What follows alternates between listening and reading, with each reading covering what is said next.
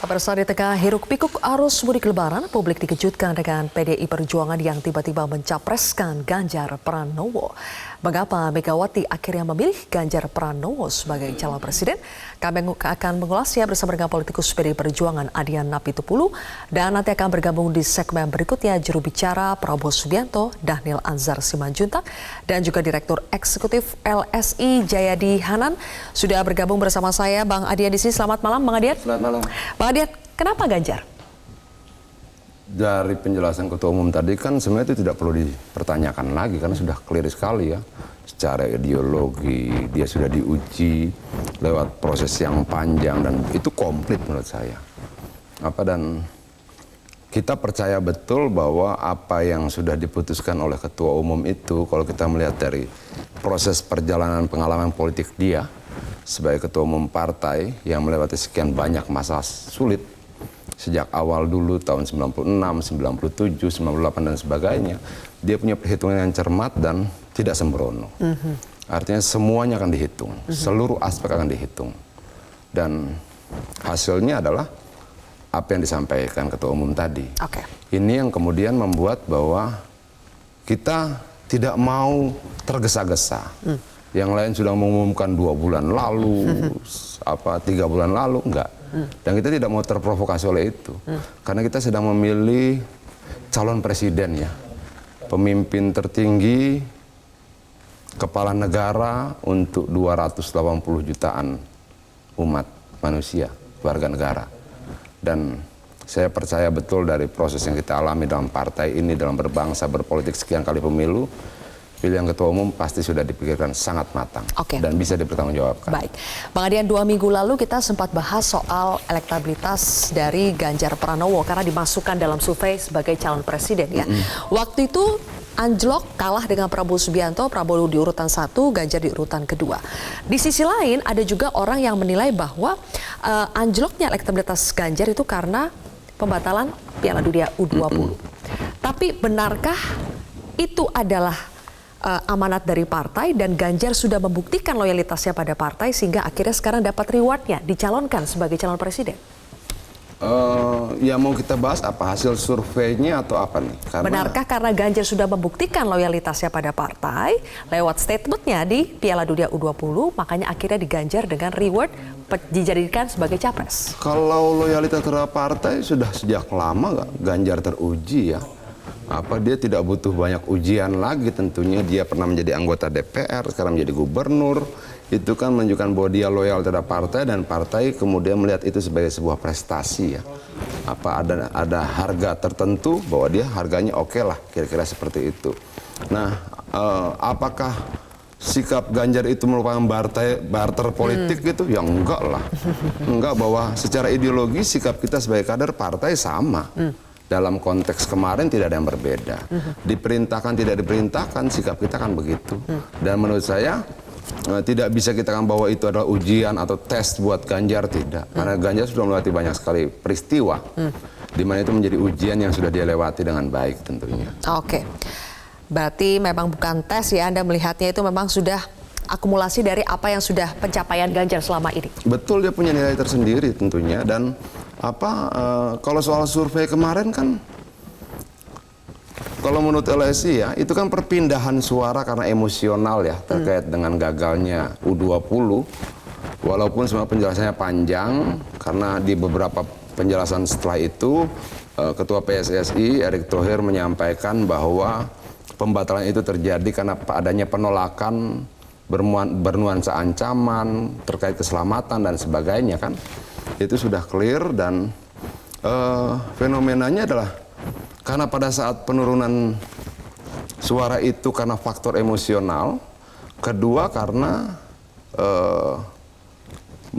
menurut Litbang Kompas ya banyak kemudian dimanfaatkan oleh kelompok-kelompok lain yang kemudian coba mengambil keuntungan politik dari situ. Selanjutnya tadi juga disampaikan pada Bu Mega bahwa ditekankan Ganjar ini adalah kader dan petugas partai.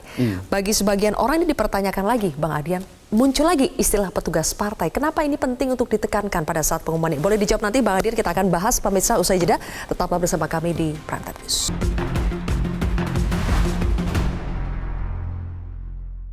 Dipersembahkan oleh Didukung oleh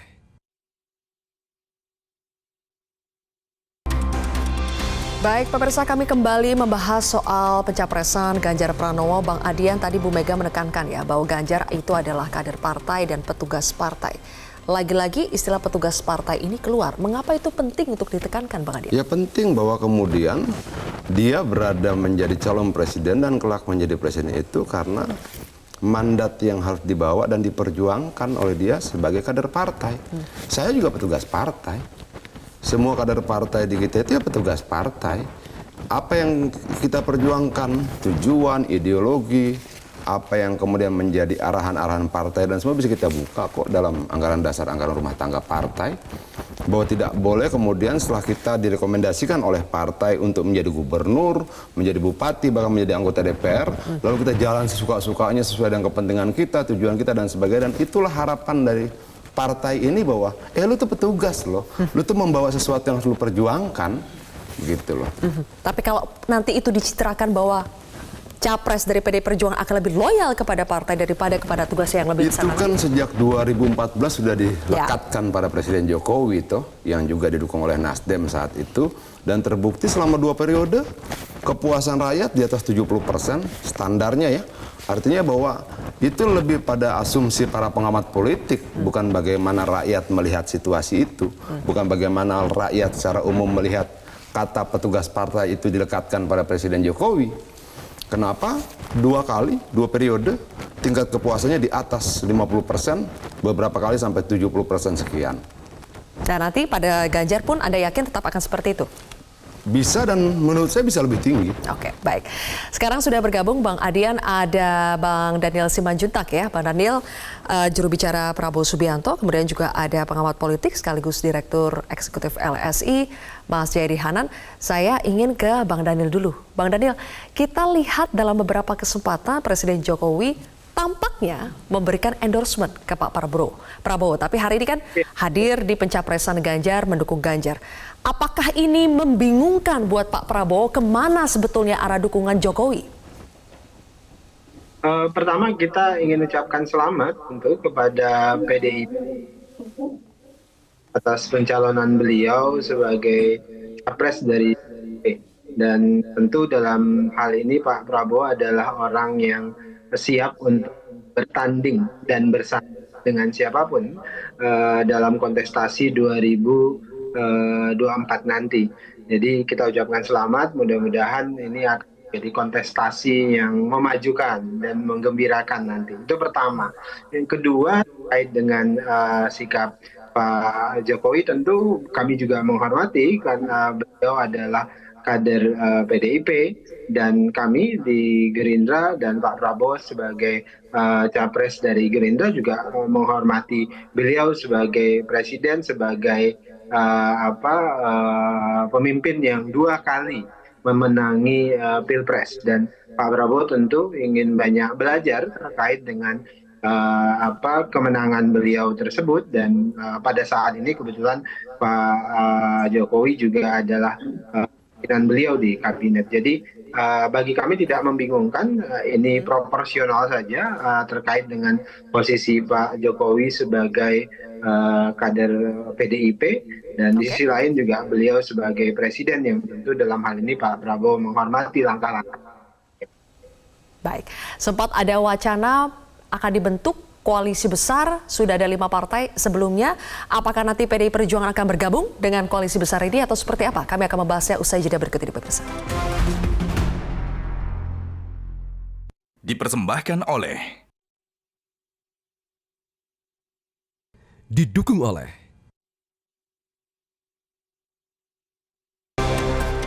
Kami lanjutkan kembali pemirsa. Mas Jayadi, pencalonan Ganjar ini akan menjadi magnet untuk partai lain merapat ke PDI Perjuangan atau justru semakin sulit karena bingung mencari capresnya nanti siapa? Kan sudah ada Ganjar, sementara partai-partai yang lain pun mau kadernya menjadi capres.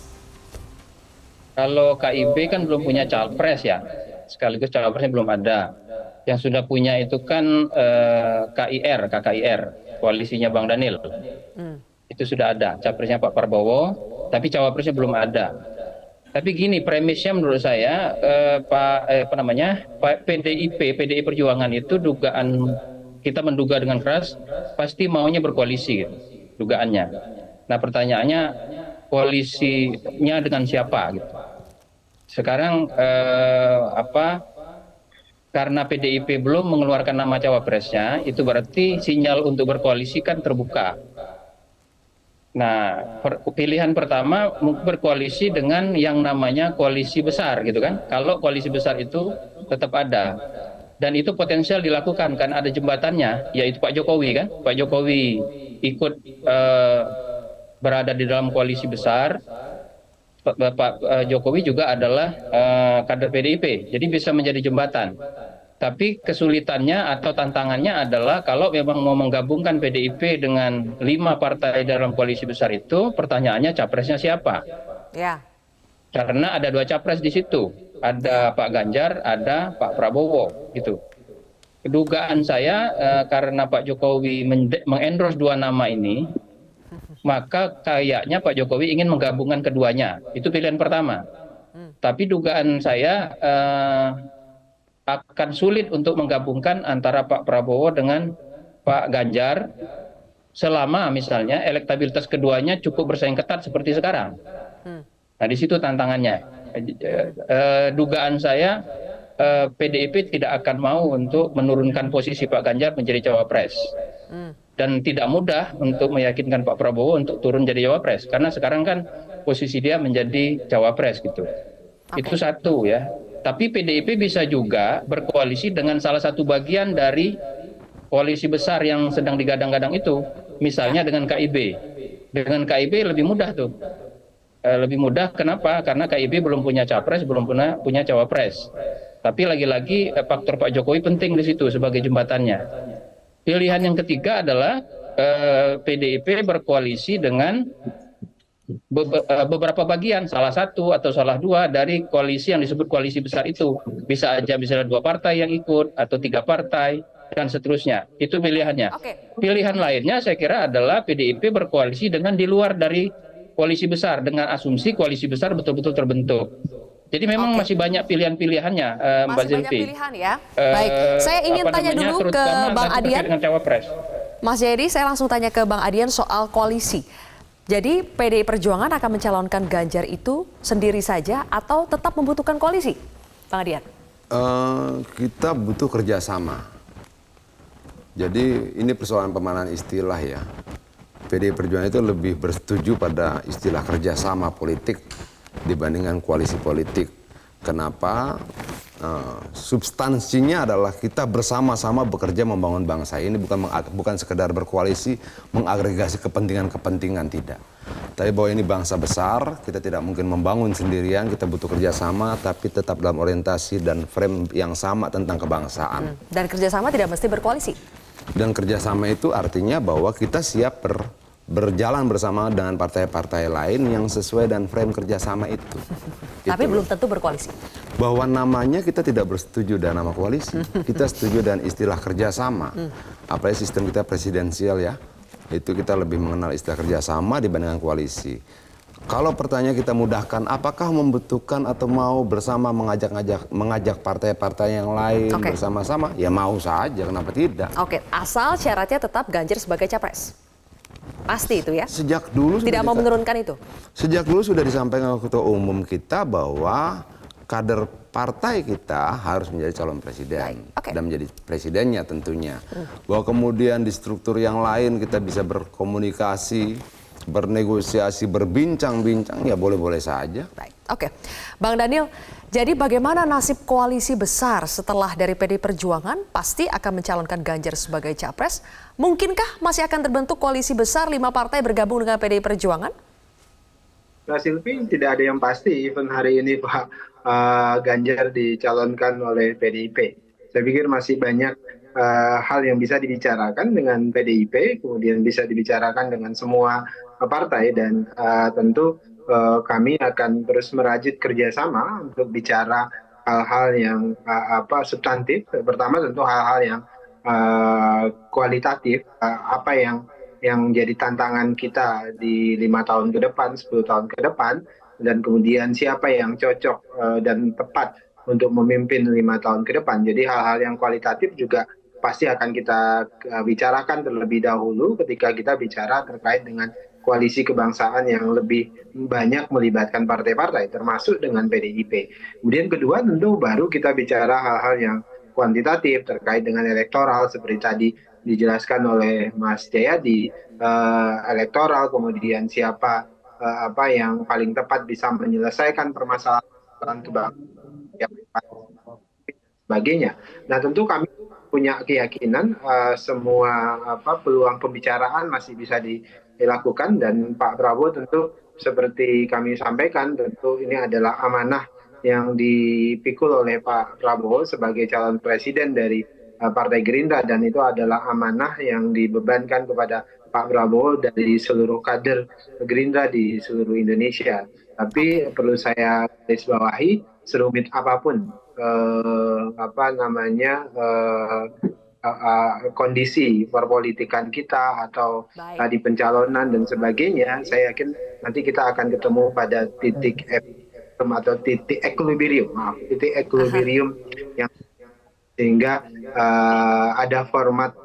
Oke.